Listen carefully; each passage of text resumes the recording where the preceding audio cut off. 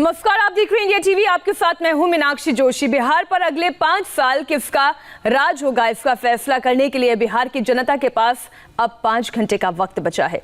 सुबह 7 बजे से शुरू हुई वोटिंग के 6 घंटे बीत चुके हैं और अब तक 29% से ज्यादा वोटर्स ने अपना वोट कास्ट कर लिया है। अररिया के नरपतगंज में सबसे ज्यादा 37% तक मतदान हुआ है। दरभंगा में 31%, मधेपुरा में 28% और हरलाखी में 32% मतदान हुआ है।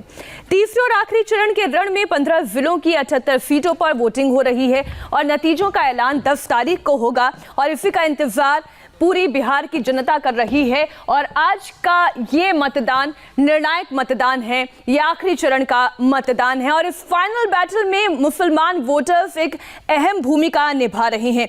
इंडिया टीवी पर आप बिहार के हर बूथ से वोटिंग के पल पल का अपडेट देख सकते हैं। आपको सबसे पहले दिखाते हैं आज जिन 78 सीटों पर वोट पड़ रही हैं वहां अब तक कितना प्रतिशत मतदान हुआ है। इसके पूरे ग्राफिक्स हमारी टीम ने तैयार किए हैं।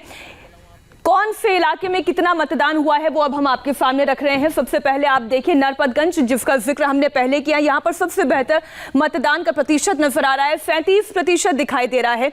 इसके बाद अगर बात करें जाले की तो यहाँ पर 33% मतदान हुआ है। 28% फरबिसगंज में, कटिहार में 24%, आलमनगर में 25% मतदान हुआ है, अररिया में 29%, तो दरभंगा में 31% और किशनगंज में 23% मतदान हुआ है।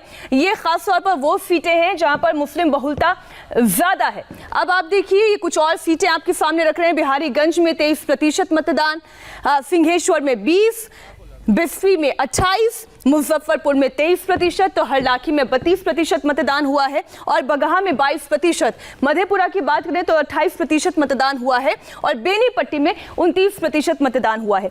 बिहार में तीसरे दौर की वोटिंग इस वक्त बहुत तेजी से आगे चल रही है।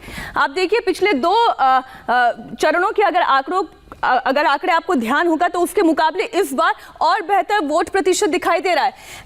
लौरिया में 31%, पूर्णिया में 24%, मोतिहारी में 20%, सहरसा में 27%, सिमरी बख्तियारपुर में 26%, तो रक्सौल में 27% मतदान हुआ है, 27% ही रामनगर में हुआ है और रुपौली में 24% मतदान हुआ है। और ये आखिरी प्लेट अब आपके सामने, सोनबरसा में 25%, सरायरंजन में 26%, बथनाहा में 27%, पीपरा में 28%, तो अगर बात करें महुआ की तो यहाँ पे 32%, सुपौल में 20%, रीगा में 20% और समस्तीपुर में 22% मतदान हुआ है। बिहार में तीसरे दौर की वोटिंग सुपर स्पीड से चल रही है। हम आपको दिखाते हैं कि कास्ट लेवल पर वोटिंग का पैटर्न क्या कहता है, क्योंकि बिहार में हार जीत का दारोमदार काफी हद तक जाति पर ही निर्भर होता है। तो अब आपके सामने एक एक करके हम जातिगत आधार पर किस सीट पर कितनी वोटिंग हुई है वो आपके सामने रख रहे हैं। सबसे पहले हम बात कर रहे हैं अररिया की। अररिया में मुस्लिम बहुलता ज्यादा है, जैसे कि हमने पहले ही बोला, और यहाँ पर 11.8% वोटर्स जो है मुस्लिम समाज से निकले हैं, उन्होंने वोट कास्ट किया है।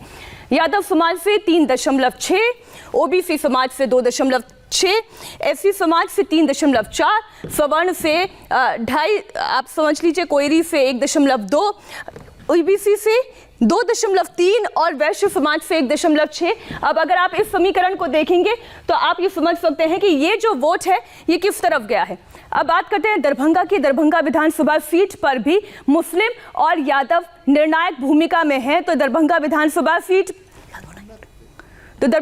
पर क्या स्थिति है वो आपको बताते हैं। अब आप देखिए दरभंगा में 4.2%, मुस्लिम समाज से यादव 2.8%, ओबीसी समाज से सबसे बेहतर मतदान हुआ है 9.1%, एससी समाज से 6.3%, तो ब्राह्मण समाज से 3.3%, राजपूत से 3.1%, अन्य सवर्ण जाति से 1.4% और कोयरी जाति से 1.9% मतदान की खबर अभी तक आई है। अब किशनगंज की बात करते हैं। किशनगंज की सीट सीमांचल की अहम सीट है जहां 2/3 वोटर्स मुस्लिम समाज से हैं और यहां पर मतदान प्रतिशत मुस्लिम समाज का बेहतरीन दिखाई दे रहा है। आप देख रहे हैं 23.4% मतदान यहां पर दिखाई दे रहा है मुस्लिम समाज की ओर से, यादव समाज से 1.6%, ओबीसी से 1.3%, एससी समाज की बात करें 1.4%, अन्य सवर्ण 1.8%, कायस्थ 2.4%, महादलित 0.8%, तो अगर बात करें कोयरी जाति की ओर से तो 0.7% मतदान फिलहाल दिखाई दे रहा है। अब आप दिखाते हैं कटिहार की स्थिति क्या है। कटिहार में अगर बात करें मुस्लिम फैक्टर अहम है यहाँ आपको बताते हैं किस जाति के कितने फीसद वोटर्स हैं, और जितने वोटर्स होते हैं वही रिफ्लेक्शन आपको इस आंकड़े में भी दिखाई देगा। 13.6% मतदान मुस्लिम समाज की ओर से, यादव समाज की ओर से 4.1। अब आप अगर इसको ऐड करते हैं तो आप ये समझ सकते हैं कि ये कहाँ जा रहे हैं। उसके बाद जो सबसे बेहतर मतदान दिखाई देता है सवर्ण जात की ओर से 7.1%, वैश्य समाज से 1.9, महादलित 1.4, कोयरी समाज से 2.1 और इसके अलावा ओबीसी से 3.3 और एससी समाज से 3.9% मतदान फिलहाल यहाँ दिखाई दे रहा है। अब बात करेंगे पूर्णिया की। पूर्णिया में यादव मुस्लिम के साथ साथ सवर्ण वोटर्स भी हार और जीत का फैसला करने में निर्णायक भूमिका निभाते हैं, तो वो रिफ्लेक्शन आपको पूरा इतना दिखाई देगा। ब्राह्मण समाज की ओर से 3.3% मतदान हुआ है, राजपूत समाज की ओर से 4.5, वैश्य 6.2, कोयरी समाज से 1.3 और अगर इधर मुस्लिम यादव ओबीसी समाज की ओर से देखा जाए तो मुस्लिम से 5.2%, यादव समाज से 1.9, ओबीसी से 5.4 और एससी समाज से 4.3% मतदान हुआ है। अब मधेपुरा की बात कर लेते हैं। मधेपुरा एक वीवीआईपी सीट है। यहाँ पर आप देखिए पप्पू यादव जो है चुनावी मैदान में है, उन्होंने जमकर चुनाव प्रचार किया है। यहाँ पर क्या कहता है वोटिंग पैटर्न, सबसे पहले देखिए यादव समाज से 10.8% मतदान हुआ है। उसके बाद मुस्लिम समाज की ओर से 5.4, राजपूत समाज की ओर से उसके बाद दिखाई देता है 4.5% मतदान, ब्राह्मण समाज की ओर से 3.3, कायव से 1.2, कोयरी समाज से 0.7% और अगर बात की जाए ओबीसी और SC/ST वोटर्स की संख्या भी यहाँ पर अच्छी है तो 3.1 और 7.2% मतदान यहाँ पर नजर आता है। अब बात करते हैं मुजफ्फरपुर की। थोड़ी देर पहले आपने मुजफ्फरपुर में लड़ रहे सुरेश शर्मा की बात सुनी। आपको बताते हैं मुजफ्फरपुर में किस जाति की कितनी वोटिंग हुई है। आप देखिए सुरेश शर्मा वही हैं जो ये कह रहे हैं कि बहुत जल्दी चिराग पासवान से भी बात होगी, उन्हें भी अपने साथ मिलाया जाएगा। ये कोई नई बात नहीं है, पॉलिटिकल पंडित्स पहले से कह रहे हैं। भूमियार जाति की ओर से 7.8, राजपूत समाज की ओर से 3.2, वैश्य समाज की ओर से 3.9 और वैसे भी ये इलाका वो कहा जाता है जहाँ पर ब्राह्मण और भूमियारों का दबदबा है, वही रिफ्लेक्शन आपको दिखाई दे रहा है। मुस्लिम समाज की ओर से 6.3, यादव समाज की ओर से 1.4, ओबीसी समाज की ओर से 5.4%, तो एससी समाज की ओर से 3.9% वोट्स दिखाई दे रहे हैं। हमारे साथ संवाददाता नीतीश चंद्र और मधेपुरा से राजेश कुमार हमारे साथ जुड़ गए। सबसे पहले मुजफ्फरपुर में वोटिंग पैटर्न बताइए नीतीश, लोगों में कितना उत्साह है? जो पिछले 2 चरणों में आपने देखा उससे बेहतर नजर आता है आपको? देखिए, मैं अभी वैशाली ज़िले में आ गया हूँ। वैशाली ज़िले में 2 सीटों पर आज वोटिंग हो रही है, महुआ और पातेपुर। तो महुआ विधानसभा क्षेत्र के एक मतदान केंद्र पर हूँ। तेज प्रताप यादव पिछली बार यहाँ से विधायक थे, लेकिन इस बार उन्होंने अपनी सीट बदल ली है। और मतदान केंद्र की आप तस्वीर देखिए, यहाँ पर महिलाओं में उत्साह देखने को मिल रहा है। ये जितनी महिलाएँ आपको दिखाई दे रही हैं, ये सब एक साथ आई हैं और इसी तरह टुकड़े टुकड़े में जो एक अलग अलग ग्रुप है वो महिलाओं का आता है। हालांकि बहुत ज़्यादा लंबी कतार नहीं है। अब सुबह में यहाँ पर अच्छी भीड़ बता रहे हैं लोग, लेकिन काफ़ी संख्या में लोग वोट डाल के निकल रहे हैं। ये बताइए कि यहाँ पर अच्छी खासी भी भीड़ है मतदाताओं की, वोट प्रतिशत अच्छा जाएगा आपको लगता है? हाँ, यहाँ पर हर समय जाता है, 6% जाता है हर मतलब साल, जब जब इसका मतदान होता है तब तक। और यहाँ सुबह सुबह आपने तय किया कि वोट डालने जाना है? जी जी सवेरे सवेरे हम देखे कि काफ़ी भीड़ होगी सवेरे पहर, तो हम सोचे कि दोपहर में जाएंगे, तभी तो भीड़ बहुत कम है और बहुत अच्छे से हो रहा है। अच्छा, इसलिए आपने सोचा कि पहले वोट डाल लें?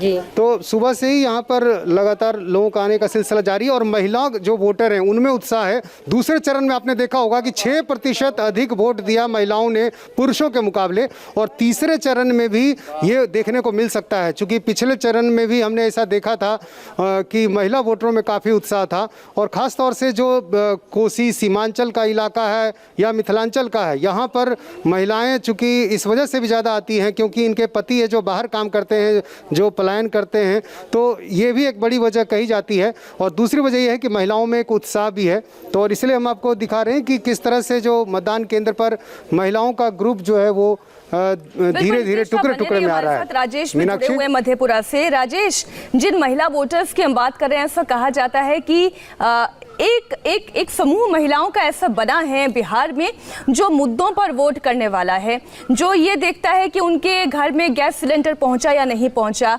उनके इलाके में बिजली पहुंची या नहीं पहुंची, जो शराबबंदी हुई क्या सीधा सीधा असर उनके घर पर उसका पड़ रहा है या नहीं पड़ रहा है। और अगर इन मुद्दों को देखें तो ये महिला वोटर्स का समूह नीतीश कुमार की तरफ रुझान लेता हुआ दिखाई देता है। क्या आपको महसूस होता है जब आप बिहार में घूमते हैं? बिल्कुल, देखिए अभी मधेपुरा से सटे ज़िले सुपौल में मैंने अभी दाखिल हुआ हूँ और वहाँ पर पिपरा विधानसभा में हूँ और आपको तस्वीर दिखा दूँ कि दो लाइनें यहाँ पे पुरुषों की लाइन है और महिलाओं की लाइन है। पुरुषों की लाइन में आपको कोई नहीं दिखेगा, लेकिन दोपहर का वक्त है और महिलाओं की लाइन में अभी भी महिलाएं दिख रही हैं। पिछले 2 चरण में भी हमने देखा कि महिलाएं बढ़ चढ़ कर वोटिंग में हिस्सा ले रही थी और वही इस चरण में भी देखने को मिल रहा है। महिलाएं सवेरे से भारी संख्या में निकल रही हैं और यहाँ पर आ रही हैं। क्या नाम है आपका? दुनिया देवी। क्या मुद्दा क्या सोच के आई हैं? शराबबंदी हुआ है राज्य में, साथ ही गैस, ये सब चीजें रहती है दिमाग में जब आप वोट डालने जाती हैं तो? जी सर, चल रहा है वही अच्छा सब है, रहता है। शराबबंदी से फायदा नजर आता है आपको? पूरा आता है। क्या लग यही मौजूदा सरकार या बदलाव चाहती हैं आप, कोई और सरकार आए? आप देखिए तो दे रहे हैं, आप जो होगा होगा। आप क्या चाहती हैं, यही सरकार रहे कि दूसरा सरकार आए? यही सरकार चाहते हैं यही रहने। सरकार हाँ हाँ, काम हुआ है पिछले 15 सालों में माता जी? 15 सालों में काम हुआ माता जी? हाँ, हुआ है। यही सरकार चाहते हैं कि बदलाव चाहते हैं? नहीं यही सरकार। यही सरकार। हाँ, पिछले 15 साल में काम हुआ है, यही सरकार चाहते हैं कि दूसरा सरकार आ जाए? क्या चाहते हैं? नहीं सर, यह सरकार चाहते हैं, यह सरकार, जोर से बोलिए। यह सरकार चाहते हैं। यही सरकार चाहते हैं। जो शराबबंदी हुआ, सड़क का बात करते हैं नीतीश जी, साथ ही बिजली का बात करते हैं, नाम पर वोट पड़ा है। लेकिन अगर हम जातिगत समीकरण की बात करें तो पूरे बिहार में जातिगत समीकरण को बहुत ख्याल में रखा जाता है। अक्सर मतदाता इस पर खूब विस्तृत चर्चा करते हैं। लॉरिया से हमारे साथ गौनिका अरोड़ा भी जुड़ गई हैं। अगर गौनिका आप मुझे सुन पा रही हैं तो मुझे कुछ महिला वोटर्स वहां पर भी दिखाई दे रही हैं। आप जरा उनसे बात करिए और समझिए कि मुद्दों के आधार पर वोट दे रहे हैं या घर से जो सिखाया पढ़ाया जाता है उस आधार पर वोट देने निकली हैं। बिल्कुल मीनाक्षी, पश्चिमी चंपारण में इस वक्त मौजूद हूँ। लौरिया विधानसभा में पोलिंग बूथ पर लंबी कतार है। खासतौर पर देखिए पुरुषों से ज्यादा लंबी कतार महिलाओं की है। महिलाएं देखिए सोशल डिस्टेंसिंग का पालन करते हुए एक दूसरे से दूर होकर खड़ी हैं। तो बिना वक्त गवाए हुए इनसे ही बात करते हैं। अम्मा, क्या नाम है आपका? तपस्या है। अच्छा, इस बार यह जाति पर वोट जा रहा है या फिर मुद्दों पर वोट जा रहा है? क्या ध्यान में रखा जा रहा है? आपका क्या नाम है? प्रभावती देवी। इस बार क्या सोचकर वोट कर रहे हैं? जाति पर वोट कर रहे हैं कि जो अपनी जाति का कैंडिडेट उसको वोट कर रहे हैं या फिर मुद्दों पर वोट किया जा रहा है? मुद्दों पे। मुद्दे पे क्या मुद्दे हैं? आपका क्या नाम है? सुबह देवी। अच्छा, इस बार क्या सोचकर वोट कर रहे हैं? जाते हैं। जाति देखकर, तो अपने जो जाति का कैंडिडेट उसको वोट कर रहे हैं। हाँ, अच्छा, आपका क्या नाम है? कलावती देवी। तो यहाँ जो और महिलाएं हैं उनसे बात करते हैं। आपका क्या नाम है? क्या नाम है आपका? सरदा देवी। अच्छा, यहाँ क्या समस्याएं हैं जिनका निजात नहीं मिल पाया है और चाह रहे हैं जो मौजूदा सरकार, नई सरकार आए वो मुद्दों से आपको वो समस्याएं जो आप सही करें? क्या समस्या है यहाँ पर? हमें पता नहीं। तो देखिए यहाँ जो है शर्मा रही है, इसलिए पुरुषों की तरफ चलते हैं। लेकिन एक बात तो देखने वाली है गौनिका, एक बात देखने वाली ये है कि जितनी महिला वोटर्स है भले मास्क ना पहने हुए हो लेकिन अपने घूंघट से चेहरे को ढका हुआ है। तो पुरुषों की कतार में भले लोग बिना मास्क के दिख जाएं लेकिन महिलाएं मास्क में ही दिखाई दे रही हैं। आप तीनों का बहुत बहुत शुक्रिया हमारे साथ जुड़ने के लिए, पूरी जानकारी साझा करने के लिए। आज दिन भर इसी तरीके से चर्चा का दौर भी जारी रहेगा। फिलहाल रुकना होगा एक छोटी सी ब्रेक के लिए। कवरेज लगातार जारी है, आप बने रहिए इंडिया टीवी के साथ।